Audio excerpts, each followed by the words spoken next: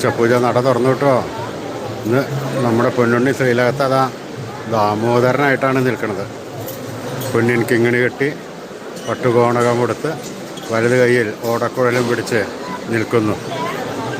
ആ ഒരു ഉരലിൻ്റെ മുകളിൽ ഒരു ചുവപ്പ് കയർ കൊണ്ട് ഭഗവാന്റെ വയറുമേൽ ബന്ധിച്ചിട്ടുണ്ട്. അങ്ങനെ ദാമോദരനായിട്ടാണ് നിൽക്കുന്നത്.